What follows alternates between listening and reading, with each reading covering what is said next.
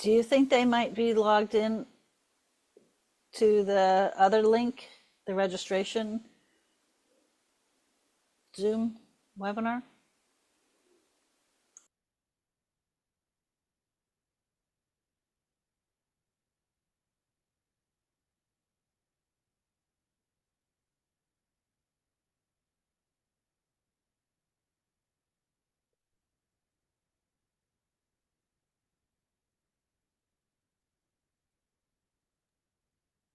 Tanya, can you make me a co-host again? I lost. Oh, wait, here we go.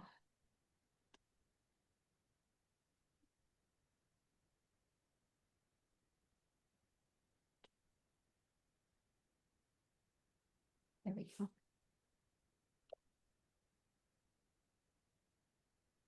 Welcome, Mel.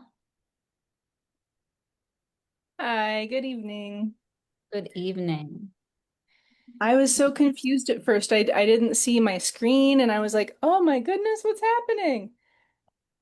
It seems all We good now. are live. We are live on Facebook. We're waiting for Annie to join us.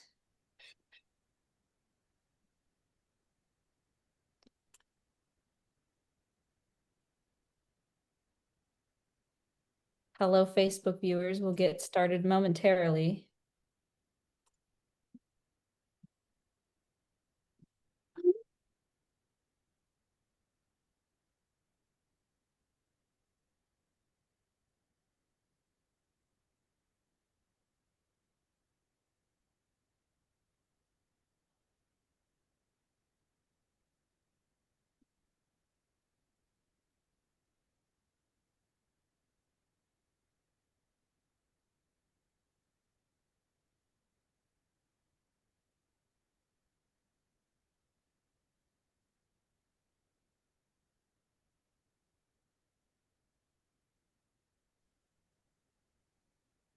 Welcome, Annie. Thank you for Hi, joining. sorry about that. You are all good. We are Hang live. of this. Mel, should we wait for Beth to get started or just go ahead with introductions? I haven't heard from her recently. Earlier today, she was in the middle of having some stuff going on. Okay. So she did say that she would still be able to make it, Okay. but yeah, I don't know. Well, I can start with an intro. Um, Let me get you the link, Annie.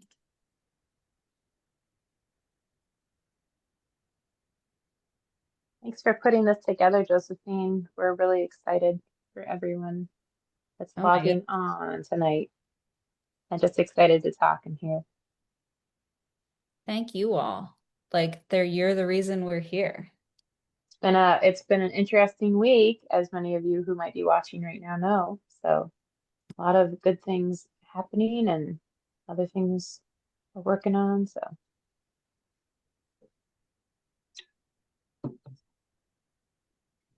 okay. All right. I'm going to go ahead and get started. Um, Welcome, folks. This is the Alterra Town Hall for Sugarloaf, and we'll talk about what's going on with Alterra, but also some of the other cumulative impacts, proposed projects for the region of Sugarloaf and the surrounding area tonight. Please put your questions in the live stream chat on Facebook. If for some reason you are unable to do so, you can also email me questions. I have my email up and I'm ready to look at those. My email is josephine@psrpa.org. And I'll start by introducing myself and then introduce our wonderful panelists tonight. But this is going to be a very um, relaxed, casual call, not a formal presentation, where we're going to talk about our experiences with facilities proposed like Alterra and some of the other things proposed for the area. And we're going to be talking about what we have done to navigate that, to work with municipalities on that, My name is Josephine Gingrich. I work for Physicians for Social Responsibility Pennsylvania. I am the Health Advocacy Outreach Coordinator for them, which means I'm a community organizer. You may have seen me around. I was canvassing in Sugarloaf with the wonderful Annie, and I was one of the presenters at the community meeting about Alterra. Again, feel free to ask questions as we go through. I have some initial questions to ask our guests, and then we will pivot and review all the questions as they come in and just have a back and forth discussion about what's going on in Northeast PA, North Central PA, and the surrounding area. So I'm going to take turns and introduce each person, but then I want you all to come off mute and give me a little bit more information. So we have the wonderful Annie Vinatieri, who is a resident of Sugarloaf and the person who started the Luzerne County Community Action Coalition group, which you may have learned about Alterra and some of the other things going on through that Facebook account. And Annie has been critical in getting the word out about the stuff going on in Sugarloaf. All We right. Mhm. we have the lovely Mel Berner, who is based in Akron, Ohio, and lives near the existing Alterra facility that has been operating for several years now, the last nearly 3 years without a legitimate permit. And additionally, we have the wonderful Dr. JP Portis, who is also of Akron, Ohio, here. So we really appreciate that folks in Ohio have taken the time tonight to share the experience of living near one of these facilities, dealing with Alterra as a neighbor, and you know, offering support to us all the way out in Pennsylvania on what we're dealing with here. So um, send some love in the chat for them. And then I'd like to introduce our additional panelist, who is an incredible activist that I've gotten to work with for the last few years, Sandy Field, who started the group Save Our Susquehanna and effectively chased out a company known as Encina with their tail between their legs when they proposed a similar pyrolysis facility for Point Township, Pennsylvania, in Northumberland County. So we're really appreciative to have you all here tonight. I'm going to turn back to Annie, and I'm going to ask you to please introduce yourself a bit and share what has brought you to this work and into this like grand new world you never even expected of various industrial build out near your home. Muted. There we go. Yeah, thank you. Thank you so much, Josephine. And just a big thank you again for personally for your help and your expertise. You and Physicians for Social Responsibility and some of the other people from your team there, Matt and others, PK, they've all been so wonderfully helpful. This came to my attention. I had known about this piece of property. It's in a zoned industrial area in Sugarloaf Township. So this has been kind of a hot button area in the past and probably will be in the future. Um, and Earlier this year, we had found out that this company named Alterra was looking at the area, and we didn't really know what was going on. But we started connecting with some folks who had known what their track record was in Ohio. And so the more I started to find out, I got really concerned and realized that there really wasn't much known about them. And there's really quite a different story than the public one that they want to present regarding pyrolysis. And so myself and a couple other people locally were able to connect Lisa and several others and say, we want to get some more information on this and start something. So that's kind of how it began. It was just sort of like a happenstance thing, and we're really glad that we found out what was going on and we're able to connect with the right people to get us some answers and get us some help. So, but yeah, that's what we do. I'm just I'm a stay-at-home mom, work part-time. I live a pretty simple life, but I'm concerned. I've always been civically minded, I guess you could say, come from a family who is, and so I guess it's in my DNA, whether I want to admit it or not. So here I am. I just, when something seems off and is wrong and is not good for a community, I'm going to ask questions. And no one's perfect and no thing is perfect, but we have to strive for better in our area. There's been a lot of taking of advantage over the years by big industry, and I think it's time for the people and our ecology to have a voice again. So it's really about the future for our children as well. So there we go. There's my there's my 2 cents. Thanks so much, Annie. All right, Thank I'll you. turn it to you, Mel, and ask you the same question. If you can share a little bit more about yourself and what brought you into this work. Yeah, certainly. And my name is Mel. I use they, them pronouns. And I live in Akron. I'm a couple of miles away from the Alterra facility. But you know, it's all connected. We all breathe the same air. My educational background is in biology. That's what my undergrad was in. And then my graduate studies were orthotics and prosthetics. So that's where I learned a lot about chemistry and like polymer-based materials and that sort of thing. But I've been disabled now, long term, due to a chronic illness. So I've kind of like repackaged my education in a few different ways. So I'm a yoga teacher now, and I also volunteer with People Over Polymers. So working with POP is my first time being in activism. I always kind of wanted to, but didn't really know what it would look like. So I got involved by just attending some local environmental justice meetings that were taking place in Akron already. Beth, who's part of Big Love Network, is also in People Over Polymers, and she was leading the meetings, and then also a group member who's not working with us anymore, but their name was Vicky. And Vicky is the person who first found the documents that were kind of showing something going on at the Akron Alterra, documents between them and the Ohio EPA. And they were like, something looks a little fishy here. Let's investigate this further. And so that's how People Over Polymers came into existence. And I just kind of fell into it by going to other meetings in the area and meeting Beth and Vicky and Paranita, who's another member of our group, is really active in the city. And you know, just kind of like got along really well together and work really well together. Awesome. Thank you so much, Mel. All right, I'll turn it to Dr. Portis. If you could share a little bit about yourself and what brought you into this work. Well, basically, with me, I'm an educator, uh,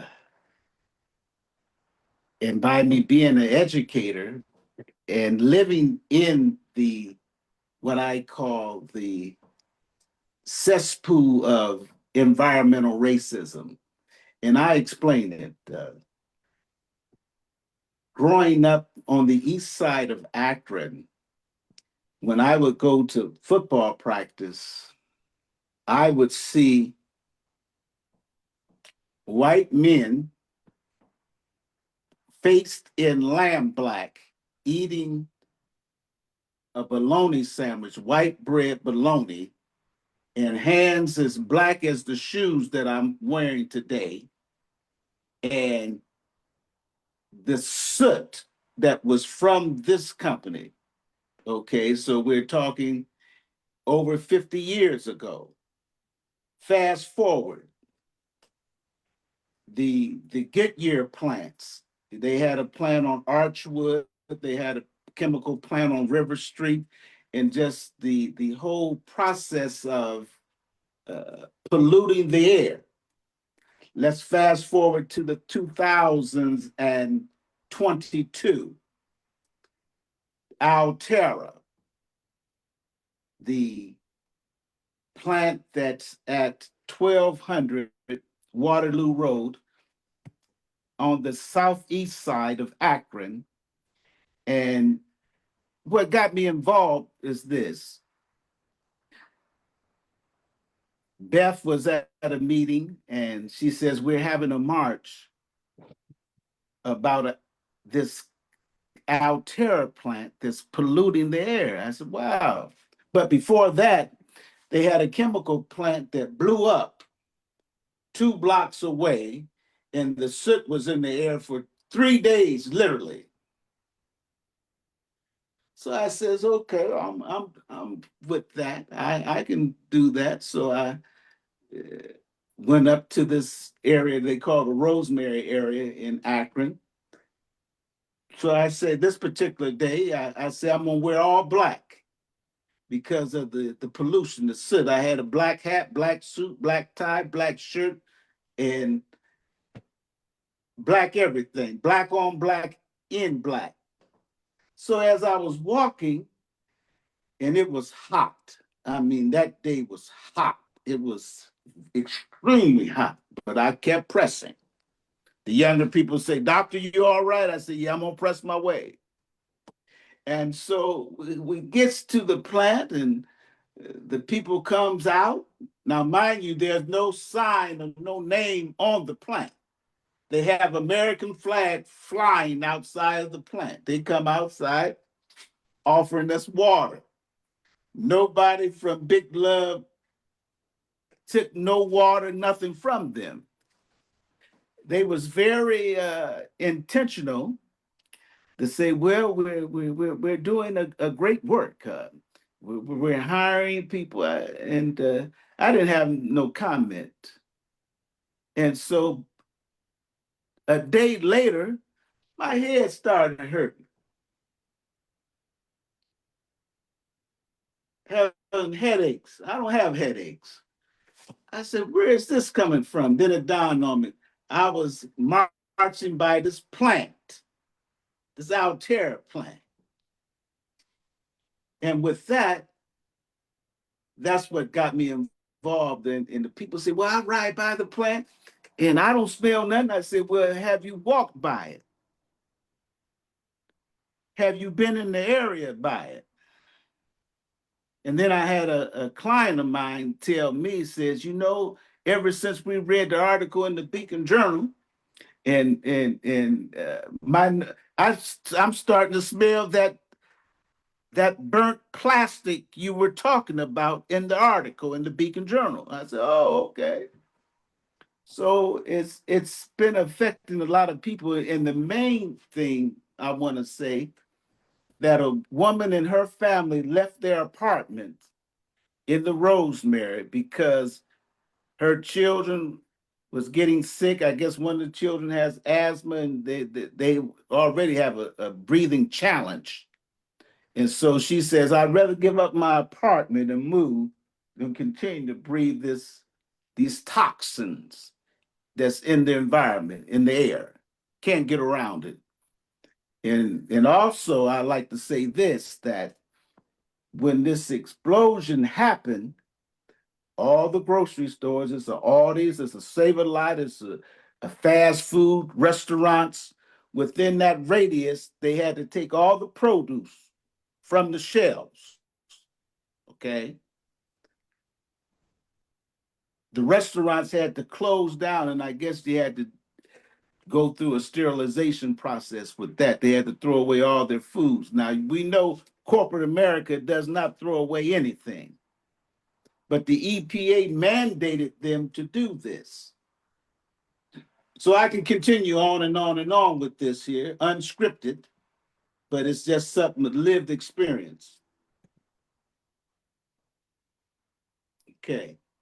Thank you so much, Dr. Portis. And thank you for being a long-term advocate and activist for your community. And that is much appreciated, plus bringing your wisdom here to share with us tonight. I'm going to turn it to Sandy. Please introduce yourself and share what has brought you to this work. Sure, thank you. And thanks everybody else on this webinar. I'm just impressed by the other panelists already. I started in climate work in 2017, and I have been the chair of the Susquehanna Valley chapter of the Climate Reality Project since that time. And we work in my area to raise awareness of the climate crisis, and we try to urge our communities to take action. and we've been somewhat successful in that work. But the other side of transitioning to renewable energy is, let's not keep building fossil fuel plants, and because that's the wrong direction. And so we've gotten drawn into that kind of work, and we've had some success in our area with opposing gas-fired power plants, for example. And somebody mentioned to me this advanced recycling plant, they called it. And when Encina first announced they were having an open house to let people know what they had planned for a site that's about 5 miles from my house along the Susquehanna River. And I said, I don't know if I want to fight this thing. I don't know if we have time. Advanced recycling, I'm a fan of recycling. I think the plastics crisis is important, and I think recycling is great. But the more we started to learn, we went to the open house, we asked questions. I have a biochemistry background, and the friend I went with was a chemist, and so we could ask hard questions. And the more questions we asked, the more concerned we became. And that's how I got drawn in, and we started a group, and we ended up opposing the plant for 2 years until they decided that they were leaving the area. And it was a very big learning experience, and wading through a lot of greenwashing to get to the bottom of what the real plan was. Thank you, Sandy. All right. So what I'm going to do now is just ask a few questions. Again, I encourage folks who are watching to put their questions in the Facebook chat, and we will get to them as soon as we can. And I'll just throw these out, and if there's someone in particular who would really like to start, we can do it that way for the first couple and see how that goes. So what has been your experience communicating with companies like Alterra, like Encina, regarding like their language and what they have disclosed, etc.? Go ahead, Sandy. So this was actually one of the things that really concerned us the most, was that in our discussions with the company, we either got answers that were, kind of pie in the sky, not a real answer, it's going to be great kind of thing. Or the story changed over time. So for example, at the first open house, they said, it's going to be vaporization. We're going to take the plastic in, we're going to vaporize it, and we're going to make chemicals from it. And then they said, oh, it's going to be melting. It's a melting process. And then another year went by, and they started to call it pyrolysis, which is actually what it is. And then they were going to make chemicals from the pyrolysis oil. And by the time they left, they were saying it's not going to be pyrolysis.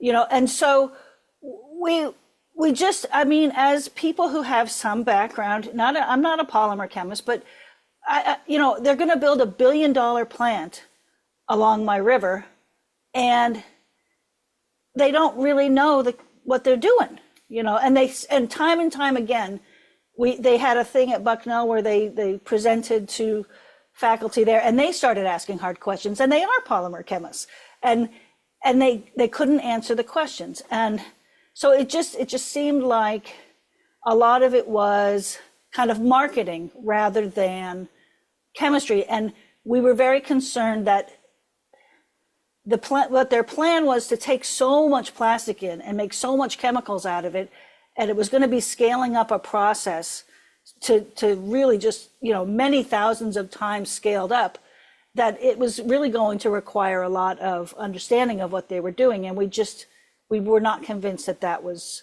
the case, or at least they weren't willing to share with us what they were going to really do. And they had a plant, right, down in Texas that you asked about? Yeah, they did they called it a pilot plant. And we thought that was interesting because we thought maybe we could get some emissions data from that and figure out how much pollution there might be expected. But it turned out that it was not really a plant, it was more of a lab, and they hadn't done the whole process from soup to nuts. So they had done parts of it and those had been successful. But that was literally it was like they were scaling up from, I've done this in my basement to $1 billion plant. And that was very concerning for us. Thanks, Sandy. Well, Mel or Dr. Portis, do you want to share experience communicating with Akron with an operating plant in Ohio? Yeah, space. I would say that in Akron, we all had went to a EPA meeting at the Akron Public Library. And with the EPA, they were talking about the extension for them to have a permit, although they couldn't pass the air tests. And so they were operating without a permit for the last 2 years, since 2023. And when basically, they says, well, we're burning plastics and it's going to be, well, let me back up.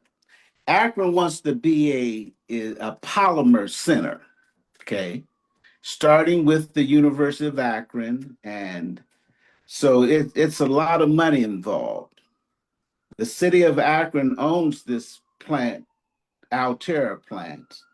And basically, the people in Congress and that represents this area, I imagine they have given them money so they won't speak against it. So the people on the grassroots level have got a lot of friction due to their speaking to the powers that be. So anytime you have enough fortitude in the gall to speak against that, then you're gonna always get some friction. Now you're burning plastics and you're going to create the plastics and turn it into fuel.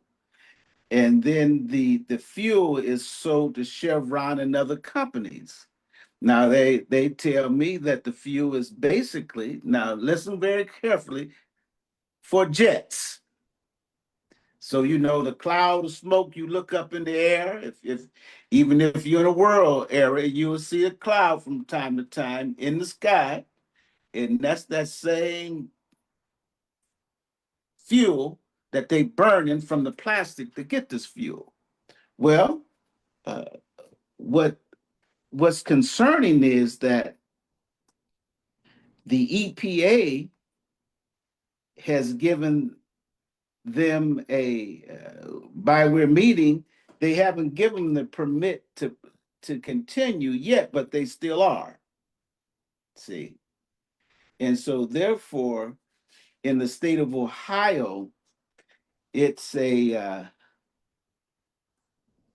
challenge. But when we have the grassroots people like Big Love and people against polymers and other organizations, yours and mine, and Akron Community Action Network and other networks, the NAACP, and to do something about this issue. And I was at one meeting, and the people were saying, "Well, it's good for the community." I says, "Well, why don't you put it in your community since it's so good?" And then I didn't get no follow up with that. Because everybody wants something good in their community. So if it's so good, then close this plant down and take it to your community, and then you can see if some of your children get some asthma, gotta have some breathing problems. Women get pregnant, may have some birth defects and all that, and we'll see that, and then the room gets silent.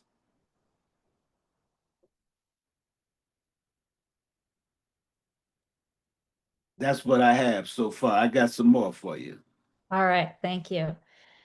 Feel free to jump in and add anything, Mel. And if not, I can turn to Annie for any follow-up on the Sugarloaf situation.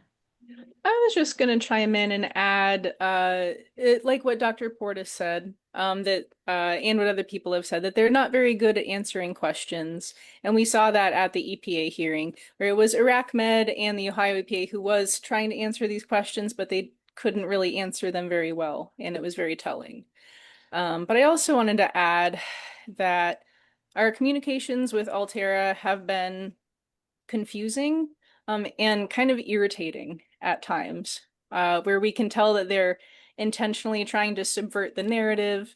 And when we told them that they were causing harm, they denied it and then did everything that they could to make themselves look better. They seem to spend more time and money on advertising and marketing than actually making their process better. They've had multiple puff pieces written in our local press, which, it's just advances their greenwashing agenda even further. And I think the most telling of all of it is that when they were up for this permit renewal, they had several stack tests done to test their emissions. They weren't fully compliant in these emissions tests. And rather than having this data be publicly available, they chose to have almost all of it redacted. And we have, those documents that we can refer to that show that they asked for these redactions, claiming that they are trade secrets. So rather than doing what's best for their community and providing transparency about these chemicals of concern, they decided to hide it and keep it a secret. And we all think that that's very telling as well.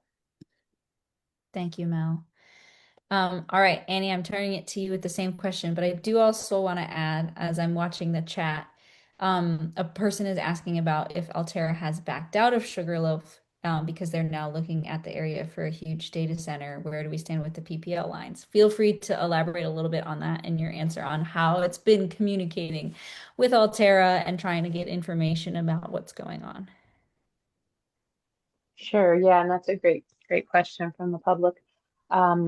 So obviously, we really have never had much direct communication with them. I believe someone may have reached out after we'd had our community meeting at one point just to kind of say, oh, hey, we're here and here's our email, which is thoughtful of them. At the community meeting, their head of public relations had made an appearance. So we were, didn't know that he was going to be coming, but he was able to attend that night. And so during the public Q&A, actually there was some interesting community dialogue. And I actually think that that worked in this case in our favor because people were able to ask some hard questions and residents in the area were, understandably very concerned and had some hard-hitting questions / accusations. And so, in doing that, some stuff came out that was not very pleasing. It certainly didn't help their case. Like, for instance, where they were going to be trucking plastics in from New York, New Jersey, Philadelphia.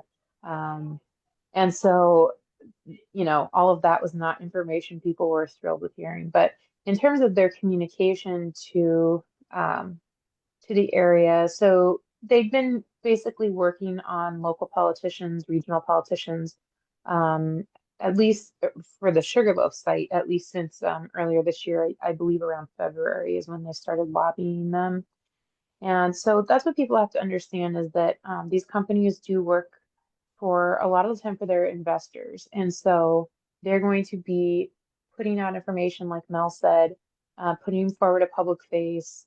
They have a PR team for a reason, and so it's tough because you have to think like them a little bit, but you also have to realize the power of the people and grassroots, that we don't have a corporate mindset and we are genuine and we're not in it for profit at all. So I think that always makes our cause a little bit more believable for sure.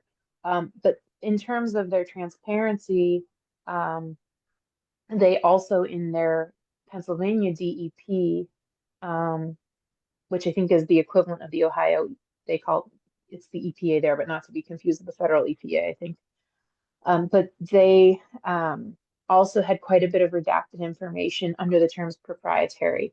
And my whole thing is, if you're helping solve a recycling problem, a plastics problem, a pollution problem, why should that methodology be proprietary?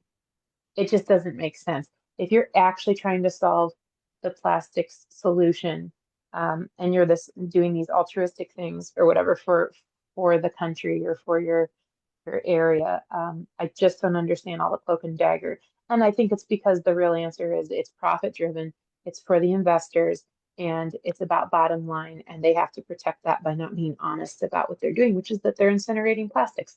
So pyrolysis. But anyway, so, and then to answer the community members' question, that was their official reason given.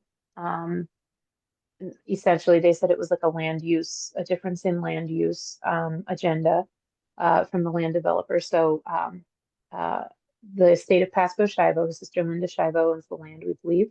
And then Crossroads XOX, that's Jim Bozar, is the developer there, and I believe he has the development rights. And so I believe he's looking for this possible, like they said, that he's looking for a tenant that would align with more so the data center thing, and basically trying to backfill the PPL 500 kV transmission line, which we understand to be primarily for hyperscale data centers. So certainly not a project that seems to be benefiting our region, the people of our region. So yeah, but we don't have more details than that. Last night I did speak to Luzerne County Council, and I was assured by the head of the Infrastructure Committee, Councilman Sabatino, that they were still working on this issue and that they're still considering a resolution in Infrastructure Committee, and that they did apologize for not taking up our offer to have an expert testify there. So hopefully they'll be true to their word that they gave us last night. And they did indicate they feel that, or Alterra has indicated to them that they still are looking at our county as an option. So it's possible they may try and put down somewhere else here in the region. And if they are, we'll be there to help push back on that wherever they decide to stake their flag. All right. Thank you very much, Annie. And yeah, I'll just add that we have various inquiries out to try and find any additional information on where Alterra may be interested in going, and that it is important to still press your county, whether it's Luzerne County or another Northeast Pennsylvania county, to have protections in place, resolutions opposing pyrolysis and those types of things, to make sure that we voice our concerns even before Alterra may choose another location.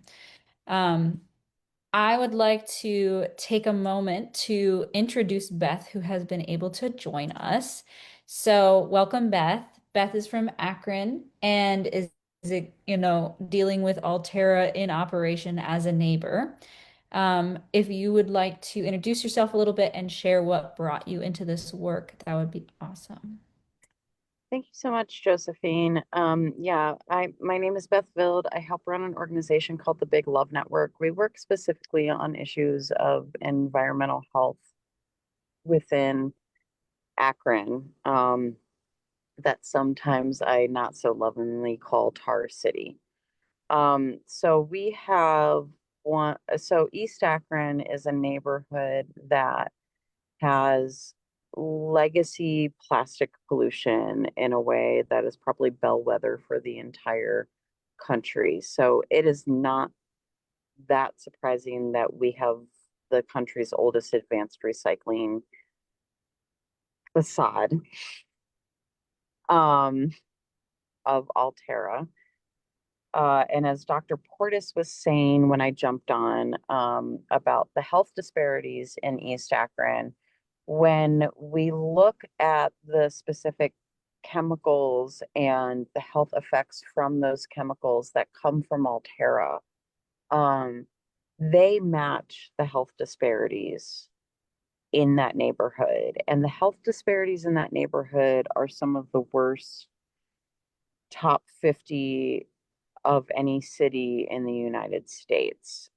So of that is cancer, asthma, hypertension, and then reproductive issues, whether that's maternal or infant mortality or birth defects. And then there's a number of stacking issues, and the fact that the EPA does not take a cumulative impact into consideration, they put Alterra next to a plastic production company and a plastic molding facility and a petrochemical industry and a place that just exploded last September that was petrochemical focused, right? So our neighbors are very ill. When we door knock in the most impacted area between all these industries, if you're under the age of 12 or over the age of 60, you are likely fighting for your life.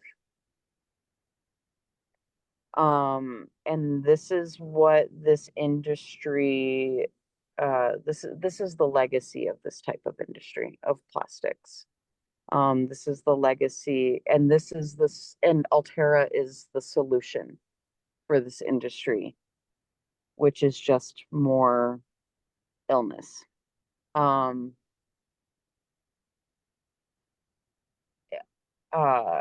It is,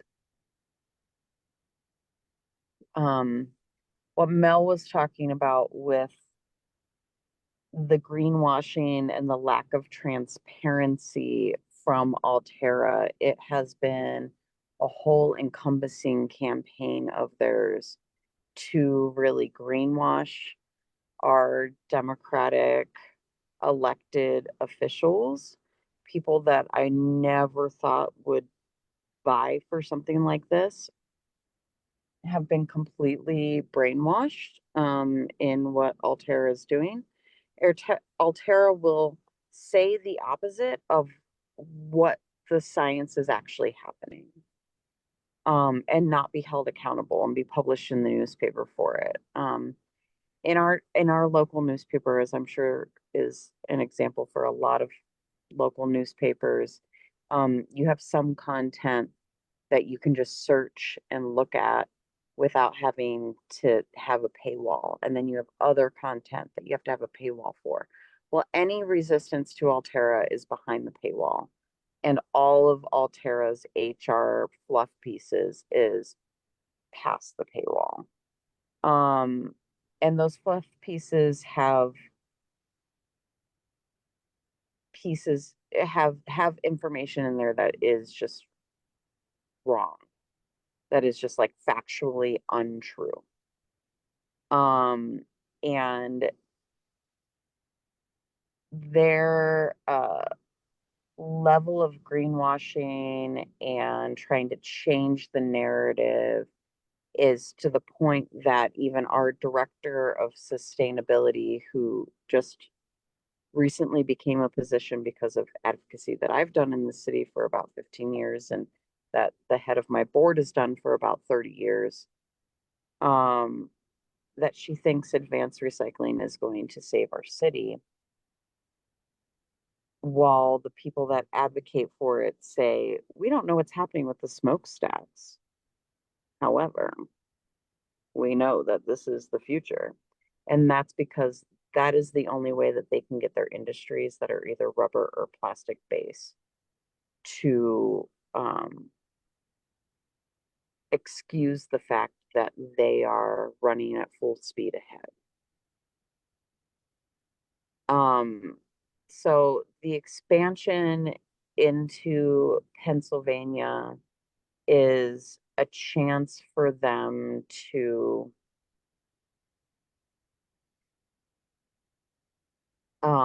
take on some of the waste issues of New Jersey and New York in a way that New Jersey and New York has been trying to off-put onto Pennsylvania and Ohio for a really long time. And one of my very early environmental justice fights when I was 16 was around them trying to create a state park into a dump in my hometown area for New Jersey and New York trash.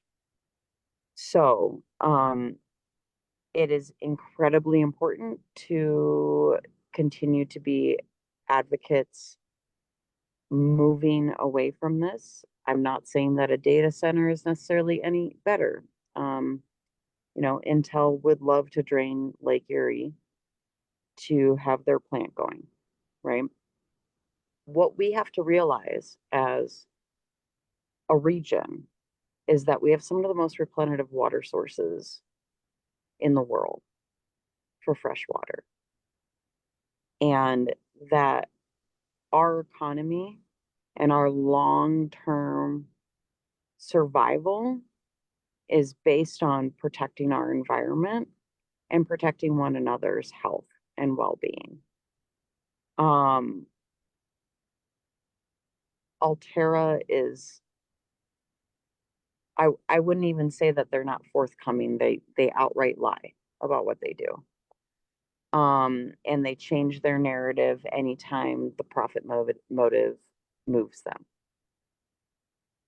And they're very persuasive in what they do. We've only been able to find in their LinkedIn that they employ about 20 actual people that operate the plant, but they told Akron Beacon Journal that they have a staff of 50, and our guess is about those other 25 to 30 people are probably HR and lobbyists. They are desperate to push this quote unquote solution out to the rest of the country. Well, we know that there's other solutions out there, and that we know the biggest problem when your bath is overflowing is to turn off the tap. We have to stay vigilant in not only our site fights here, but also in asking that we slow plastic production. And as a legacy community in plastic production, our people are very ill. When people say hypertension, folks just think, oh, you have high blood pressure, but it also causes brain aneurysms and heart attacks. Obviously, we're talking about cancer. Obviously, we're talking about asthma. We're talking about neurological disorders in a community that has low tree canopy and high heat, urban heat issues that creates intense violence in the neighborhood. So then we're intensifying it with gun violence and trauma. Our community has been systematically poisoned by the plastic industry. And I really, really hope that our story doesn't become your story. And whatever we can do in Akron to tell our story so that our story doesn't become your story, we're happy to do. So please let us know how we can be of assistance. And I do apologize for my lateness. I've had a family emergency since 2 a.m. this morning that I've been dealing with. So I do apologize for my lateness, but please do not hesitate to reach out to me or Mel or Dr. Portis around what's going on. And we are happy to help and to share our stories and to continue to advocate, as nobody should have to live through this and go through this the way that our neighbors have had to. Thank you so much, Beth. That means a lot, and I'm sorry for everything that you guys have endured and keep enduring. My goodness. Yes, truly. Thank you for sharing, Beth. No need to apologize. I'm sorry for what you're going through today as well. And you touched on a ton of the things that I wanted to talk about tonight. And please let us know too in Pennsylvania how we can support you and all our neighbors in Ohio, because it's these same companies. Your fight is our fight, in the same way that you're sharing your experience for our fight. We want to share our energy for yours. I will make sure that we share in the chat Big Love's website, Pop Akron's website, and socials, so folks can see what's going on with you all over there. Something I really wanted to touch on that you said that really speaks to the greenwashing and speaks to how all of these are connected. Um, Alterra, when they spoke at the community meeting in Sugarloaf, talked about how they would produce 20% of, you know, the plastic into pyrolysis. Um, something, and I'll make sure this link gets in the chat and on Facebook too. Something that I learned when researching pyrolysis is that um, it's such a dirty polymer because it's all of this trash melted down. So 80% of that becomes pollution in some way, shape, or form, toxic waste, liquid effluent, air pollution. You're left with this 20%, and then only 10% of that can be used in a plastic product for something without mixing it or and then the other 90% has to be virgin plastic mixed in just to hold the integrity of the item or of the fuel, etc. And in practice, you can see that only 2 to 5% is typically what's in like a recycled water bottle, for example, that has pyrolysis plastic, or the fuel mixes that Dr. Portis mentioned for jets.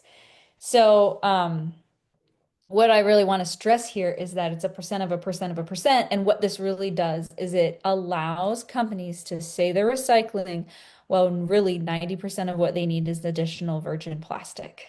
And so it is perpetuating the same cumulative crises that, for example, the community of Akron is experiencing with all of these other facilities on plastic production. I do want to be mindful of time, and I think thus far we've answered the questions about trying to figure out where Alterra is going to go next, that they've backed out. So one of the questions that I want to ask, that you touched on a little bit, Beth, but I would love to hear from other folks too, is what are the cumulative risks and impacts of related industries that are concerning to you? And I think that I'll pass this to Annie first to talk about how data centers are tied to transmission lines, are tied to Alterra, are tied to the oil and gas industry for fueling and powering said data centers, etc. So if you want to just share what some of the concerns are continuing for Sugarloaf and what community members in Sugarloaf and the surrounding townships and the surrounding counties of Pennsylvania can do locally to protect themselves. And I can also add on to that if you'd like a little bit, but would love to hear from you. Sure. So we're in an area where, and I apologize, I'm off camera right now. I'm juggling a little one here. He's having a rough night. Um, yeah, what we're seeing in this area is really kind of a major onslaught of all kinds of industry sort of overnight. And of course, our area has always had a, a pretty sizable industrial component in it, where Sugarloaf Township is, in fact, where the proposed Alterra site had been, was just over the township border from the state's largest industrial park. And so from that point on down south from there, down State Route 309 to Tamaqua, that whole stretch is actually considered a cancer cluster already. So a lot of disasters and pollutant issues over the years, basically from the 1950s on, when things shifted from coal mining, anthracite coal mining, to the petrochemical uh, oil and gas industry, well, rather the oil industry overseas. So when there was a shift from that in the 50s, things around here, in order for people, for the economy to quote unquote be saved, they had to industrialize everything.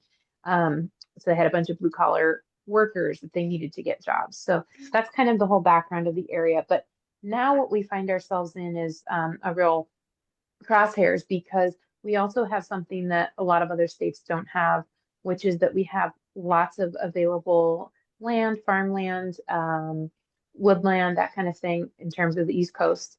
And we also have a lot of available water resources.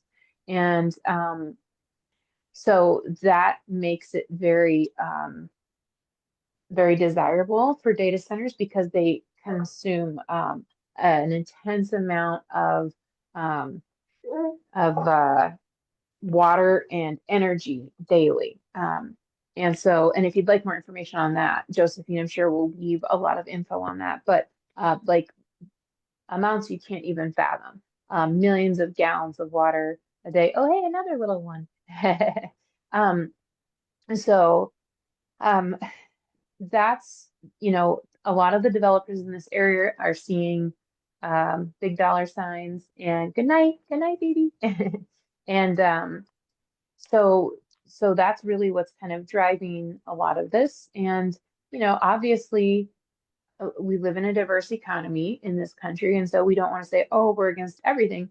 But it's one of those things that the more research and investigation that we've all been doing in this area, the more we're realizing that a lot of this is tied to a lot of other industries that don't have a good track record of respecting the people, the environment, the autonomy of townships and local municipalities, just kind of a lot of bad things across the board.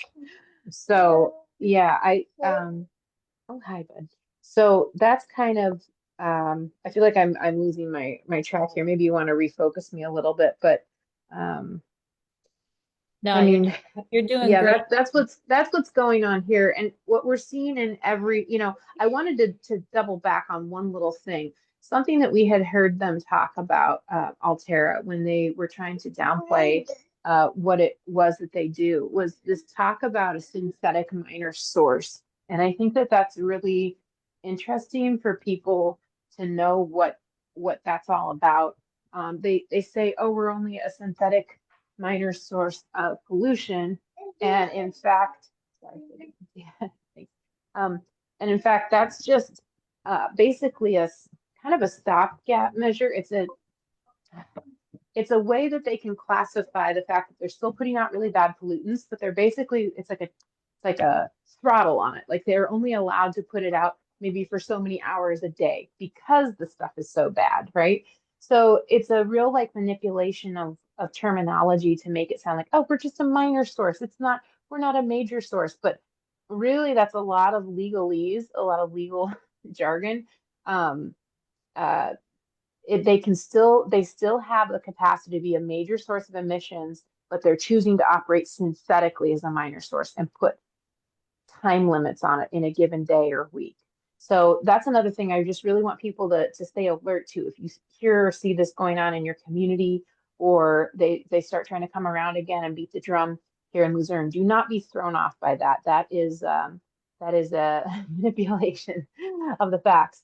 But yeah, in terms of what's going on here, we're asking that people help push right now for protective ordinances in their townships, in their cities, and in their municipalities. What we're finding, so Pennsylvania is a commonwealth, and so there's a fair amount of power still and autonomy for people to be able to push to change, update, or revamp ordinances in each of their municipalities.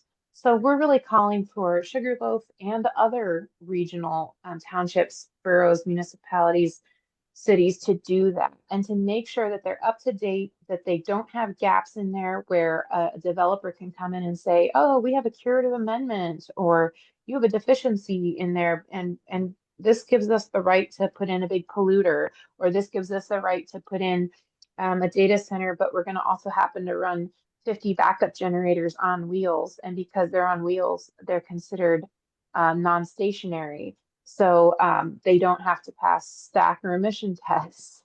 And there's a loophole, but still we're going to be pumping stuff into your neighborhood. And then also another thing for people to remember, Pennsylvania is end over end every year since 2007, I believe, the largest exporter of electricity in the 50 states.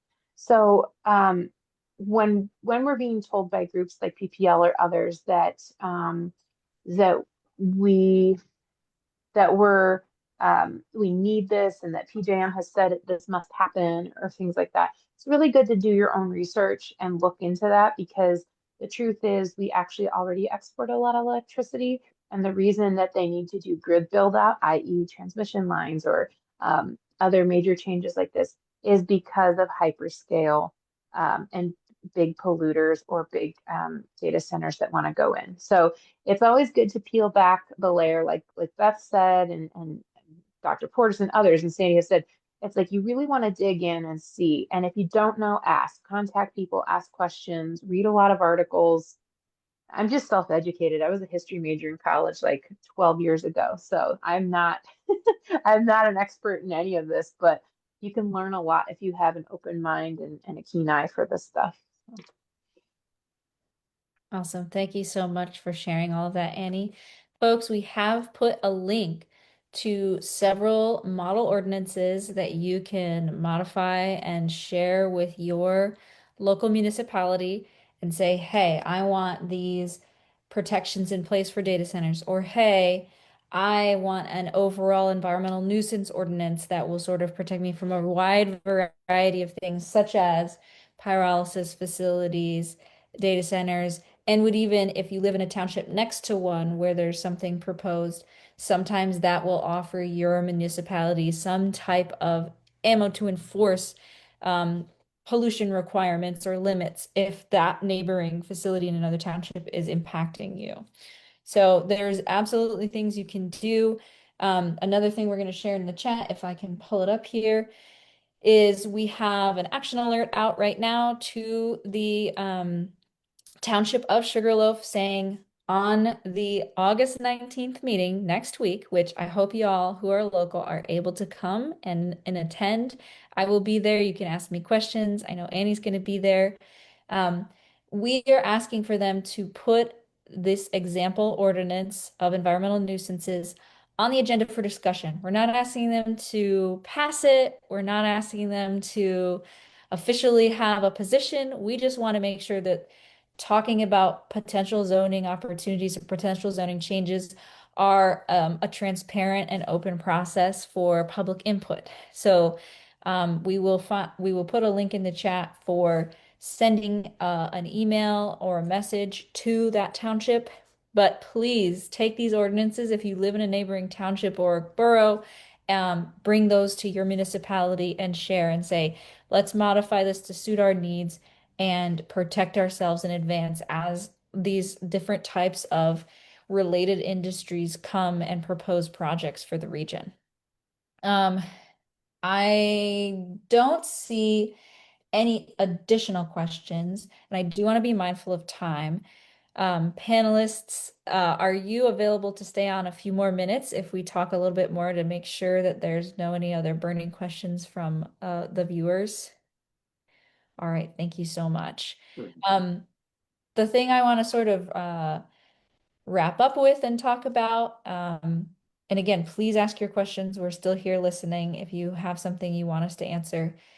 But the question, and I'll just pose this for anyone to jump in, what do you want for your communities instead? Because a lot of times we'll hear, along with the false narratives about these inflated jobs claims or the downplaying of pollution, is that, well, you need this for X, you need this for your economy, or it's a done deal, or it's unavoidable. We have plastic pollution, so we have to burn it somewhere, those kind of things. What do you want to say to those claims? What do you want to say? This is what we want instead. And yeah, anyone who wants to go first, feel free to raise your hand.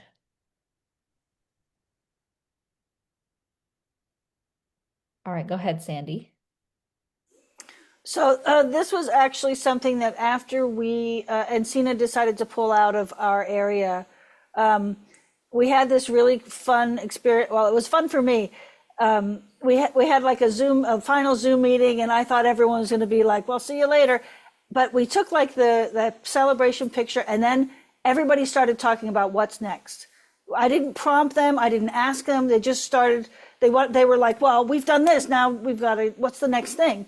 And what they came to was, "Well, if we're going to say no to this thing, what are we going to say yes to? What do we want?" And so this exact question that you're asking, and what they decided was that our area, we've worked very hard to clean up the river. We have a lot of natural resources, woods, and boating and fishing and hiking and biking and all those sorts of things. And one of the communities downstream of the proposed site Northumberland had a project in that they wanted to develop that was a paddle wheel boat that they want to have for educational purposes. They want to do like history of Pennsylvania, and then they want to have people come and go to the historical sites. They have Joseph Priestley House in Northumberland, and they have another historical site. I can't remember what it is right now. But all of that was not compatible with a chemical plant a mile upstream, right? And so we've gone now, since it's been almost a year since, or just over a year since since Encina left, and we've been going through the towns and talking to them about this. This is what we want. You know, this is a recreational area. This is a tourist area. We want clean, sustainable jobs for people. You know, with the plastics plant, those jobs are nasty, nasty jobs. I don't want my son to work in some stinky, toxic plant breathing plastic dust. And none of the people on the, you know, in our group wanted that. And so we're, like I think Annie said, you know, we're not against progress. We're not against development. We just want those to be decent jobs that don't pollute our air and our water. And I don't think that that's too much to ask. Thank you, Sandy. All right, folks in Akron, Dr. Portis, Beth, Mel, what do you want to see in your communities? Yes, I would like for them to stop transmitting the pollution and move it to an area where it's not so populated in an urban environment. Move it to a rural environment. Move it to where they live. And then we will see how great it really is.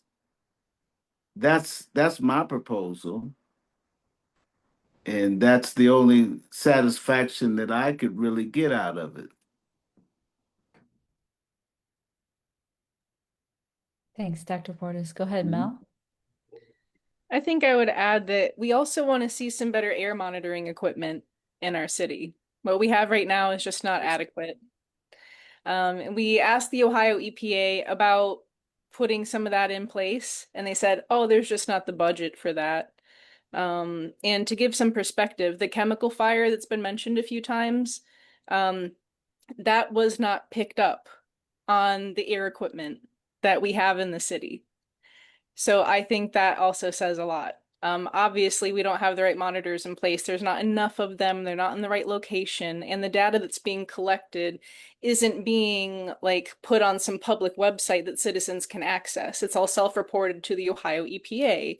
So if a company is out of compliance in their emissions, no one really knows about that until, you know, much later. We only know about it by the health repercussions that we're having. And so I think we'd really like to see better accountability, better monitoring, and a recognition that like the Alterra that exists now in Akron is in a residential area.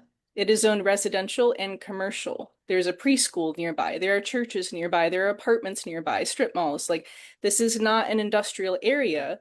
It just happens to have a lot of industry in it.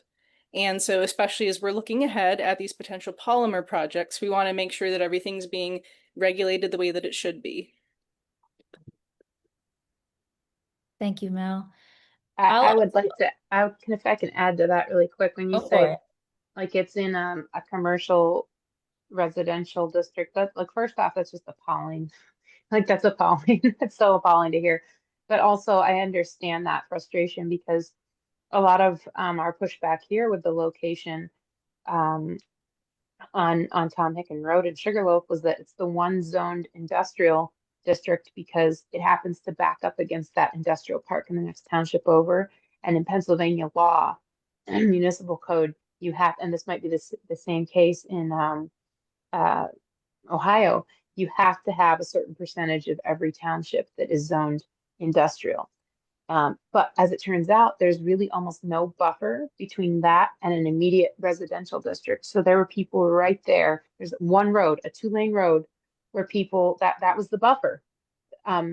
It's insane to me. So it's like a joke, like, oh, here's industrial and boom. So it's almost the same as like being smack in the middle of a commercial residential district. Like like Alterra there is. That's just, I didn't realize that that's interesting to hear, Mel. Thanks for sharing that. And thanks, Dr. Portis. Yeah, I think it's I think no matter where these kind of industries want to go, um, they bring a lot of problems. It's not good. It's just that no matter what way you cut it, it's not good. Yeah, and I'll add to that, especially with Alterra. This technology is not effective. It doesn't work. We've seen time and again 30 of these projects proposed. We've seen decades of the attempts to try and get these facilities operating, and they go bankrupt. They catch on fire, they close, they explode. Like they have not been successful in producing what they promise. So these don't need to be built anywhere. And that's the case with a lot of these data centers when the hype is all about AI, et cetera, but that doesn't support the people. It's not what we as communities actually need, and they don't need to be built. We're being told they need to be built by corporations or by profiteers. So I'm very much of the mind rather than not in my backyard. I'm of the mind of not on planet Earth. We don't need this anywhere. All right, I will just ask Beth, I think, are you the only one who didn't get a chance to share what you would like to see instead? What I would like to see instead of growing this type of industry is for us to explain, for us to accept that climate chaos is a reality and that we live in a bioregion that has a plentitude of fresh water and of natural resources, that if we did anything with those natural resources besides for back up what is essentially big oil, you know, whether they're masquerading as diesel corn or fracking or petrochemical use or advanced recycling and big plastic production, that instead of backing billionaires that are only invested in really, you know, bringing about the end times, that instead we invest in one another and that we invest in the land and the nature that we have.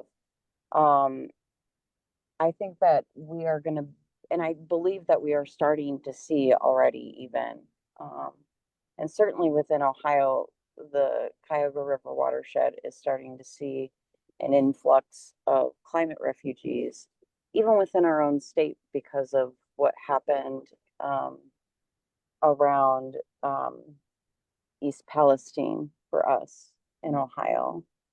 We're seeing, so the reality of climate refugees is inevitable. They are going to come to our bioregion. They're going to circulate around our bioregion.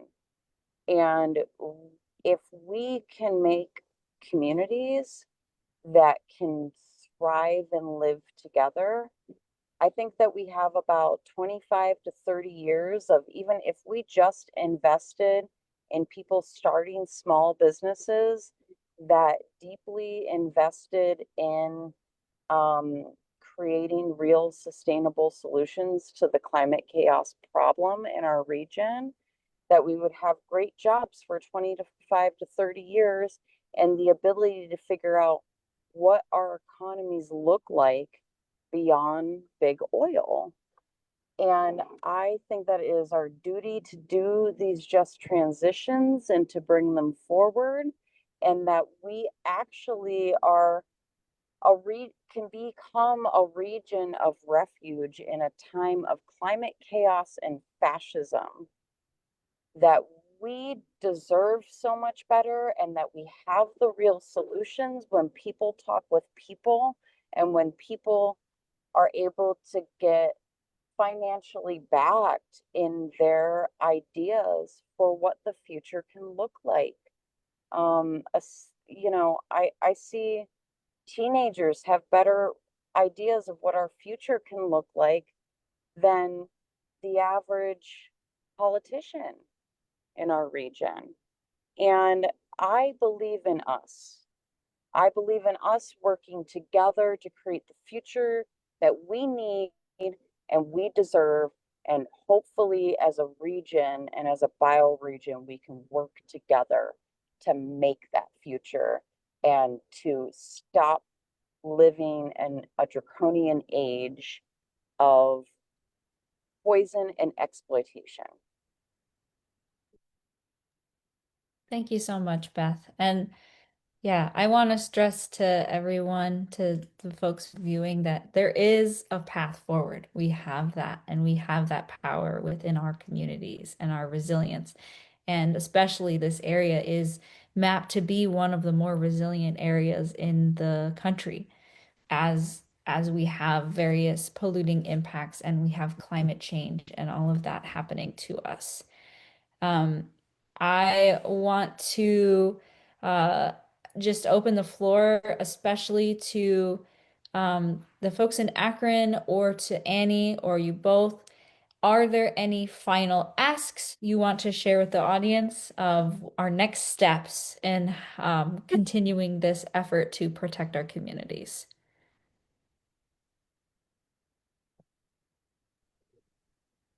Well, People Over Polymers is organizing another hearing for the people in East Akron. So once we have a location finalized, we would love it if everyone can spread the word. We can get a lot of people there and, have some stories told. Thank you, Mel. We will absolutely share that out. Annie, is there anything that we can do to support Sugarloaf?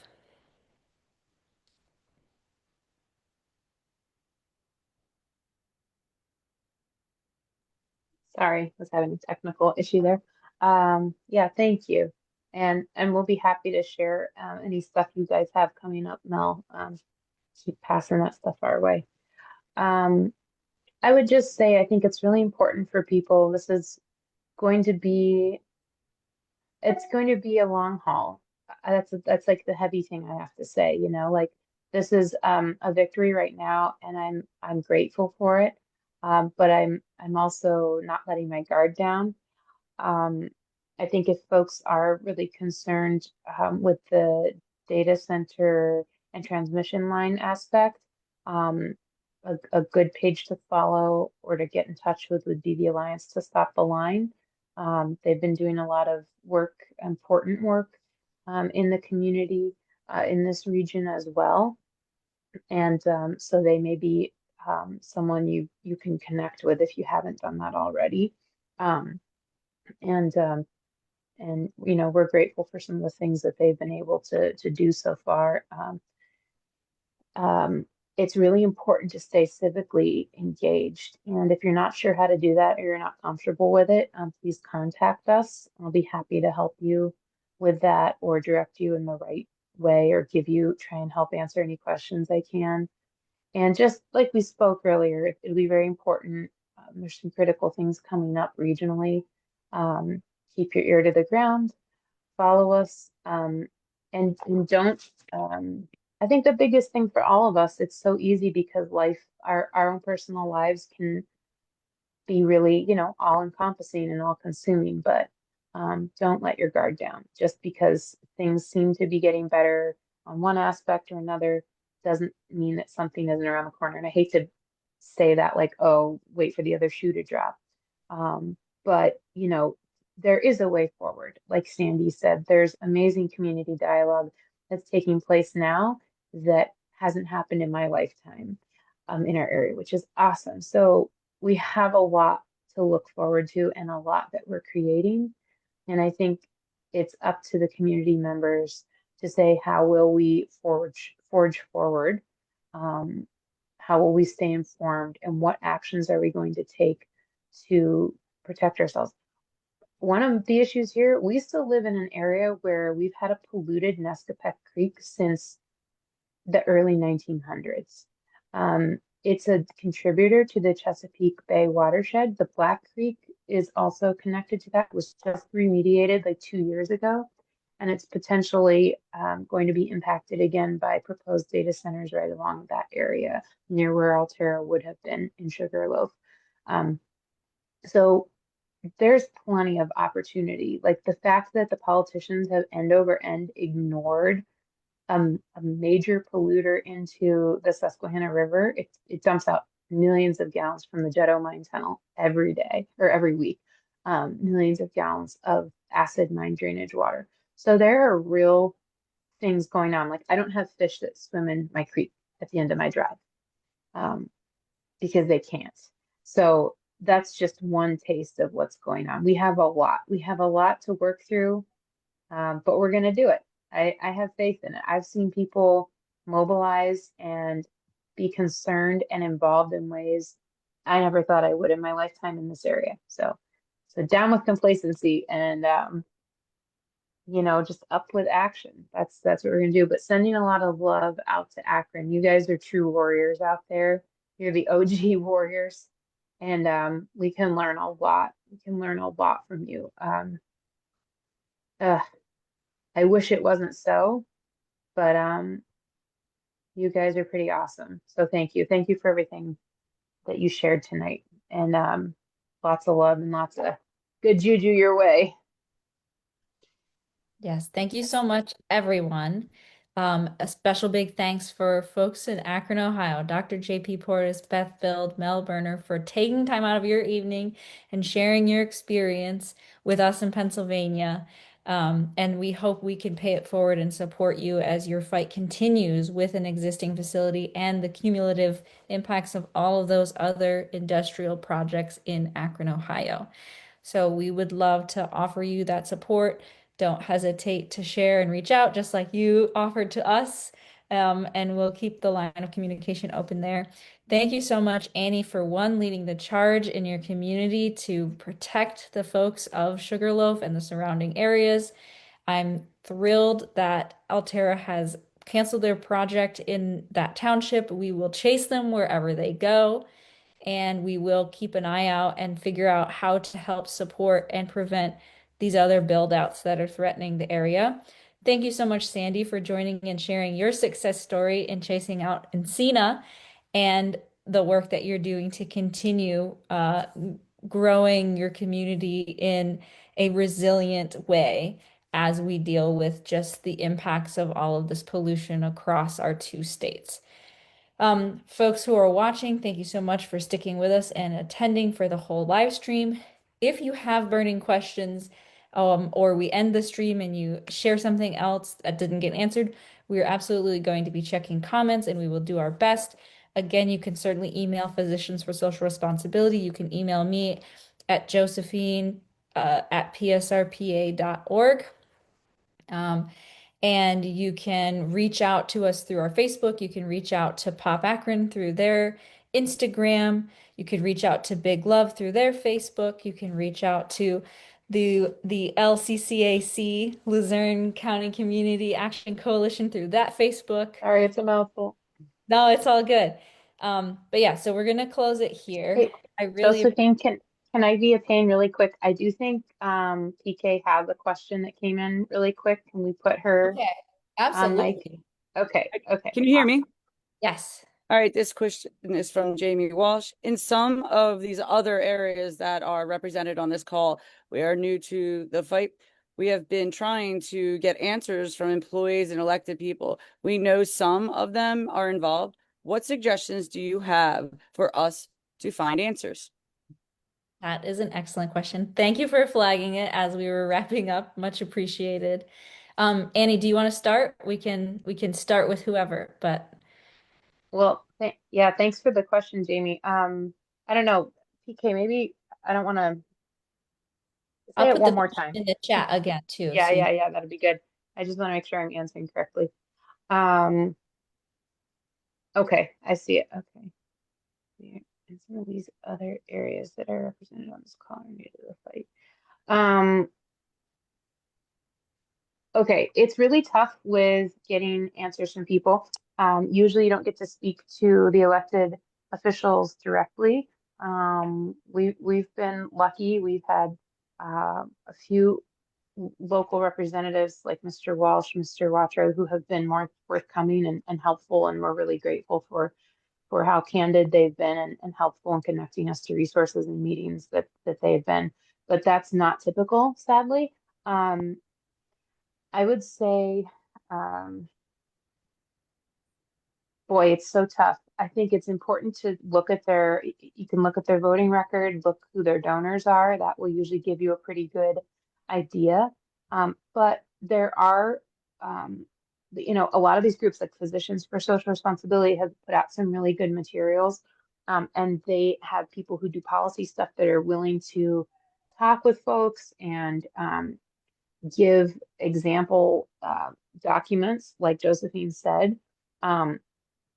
If you're looking for information on, let's say, like data centers, there's a really good kind of bipartisan paper that was written a couple months ago by the guy who's he's the vice chair in Loudoun County in Virginia, and his name is Mike Turner.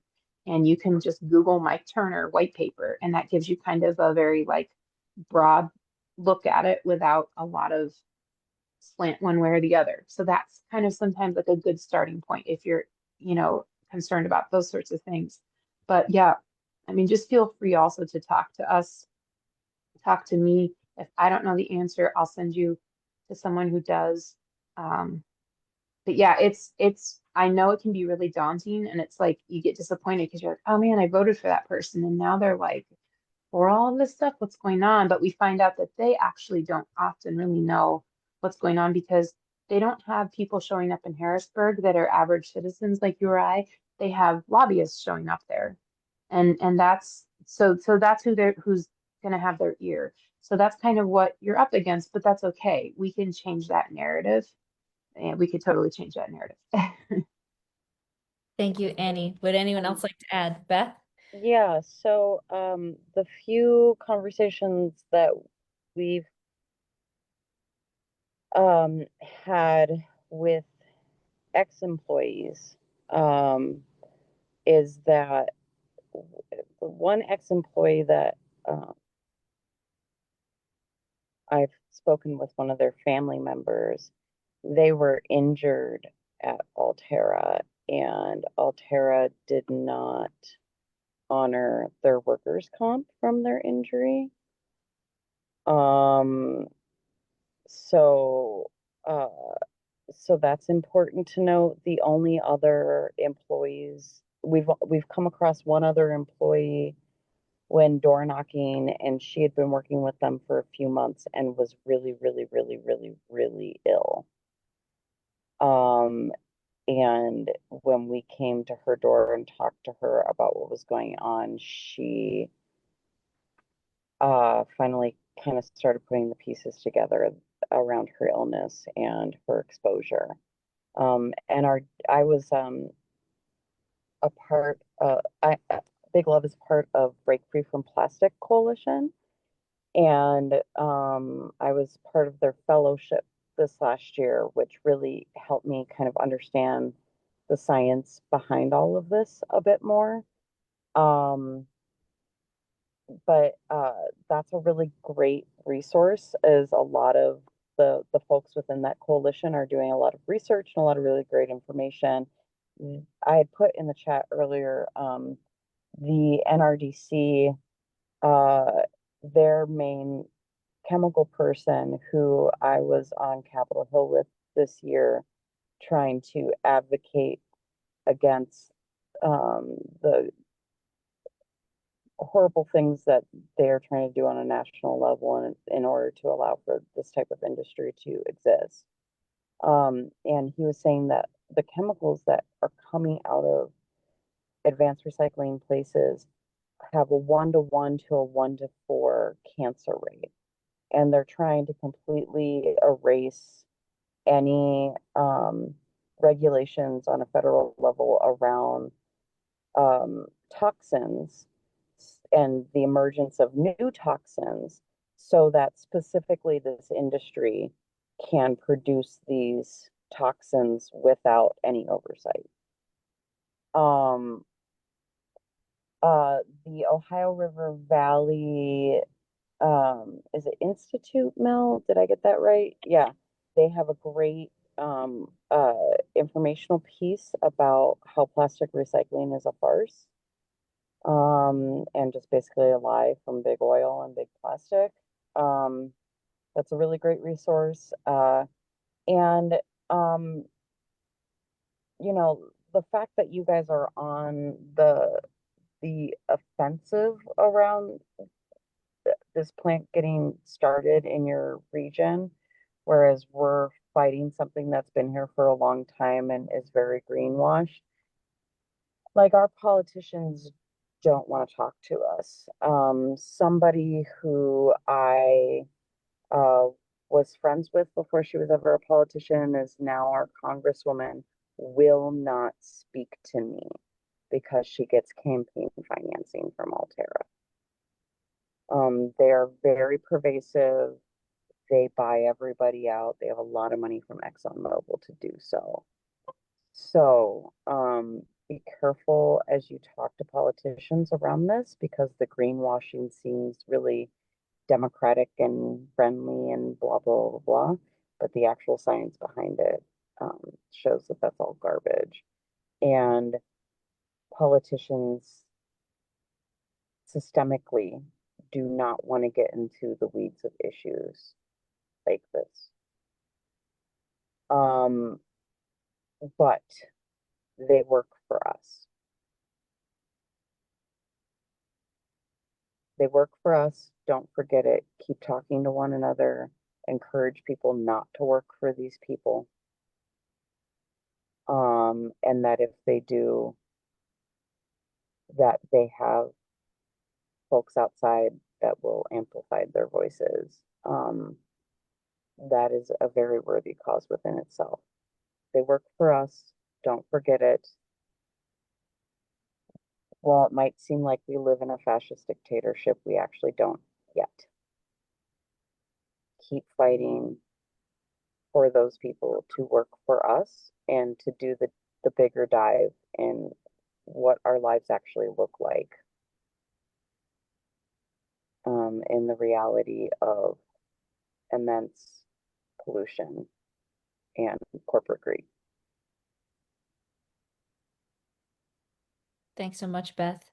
The last thing I'll add to answer Rep. Walsh's question is the additional thing we can do is there are the lived experiences of the communities already dealing with this versus the greenwashed claims of a company coming into your area, right? So Alterra has a known track record, but I would also say that speak to the scientists studying the impacts of communities in, for example, the Gulf South, where there's Cancer Alley and there's this perpetual long string of different petrochemical facilities and related industries impacting them. We have the research. That's kind of what Physicians for Social Responsibility is about. So if you want to talk to doctors and researchers on this, there's research like this happening in Pennsylvania right now on cancer. We can share that information, and we're not and it's a lot of it is publicly available information that's been out for years as well. So we can help point folks in the right direction on specific questions like that. Break Free from Plastic, like Beth mentioned, is an incredible resource because they have a lot of those researchers as part of their coalition. And yeah, one of the main questions to ask is who's profiting off of this? That's a great, money tells you where the truth lies, right? So if an impacted resident is saying I'm being poisoned and they're not profiting off of this, they're probably telling you the truth. Okay, does anyone want to add to that before I do close this out for real this time? Well, yeah, I agree, and those are all some really insightful comments. Ohio River Valley Institute is another good resource. So I would definitely, and they have like they got numbers crunchers people that's kind of their thing, like statisticians doing a lot of good like real-time data gathering and synthesizing. So they would be a good ORVI, ORVI. You can look them up.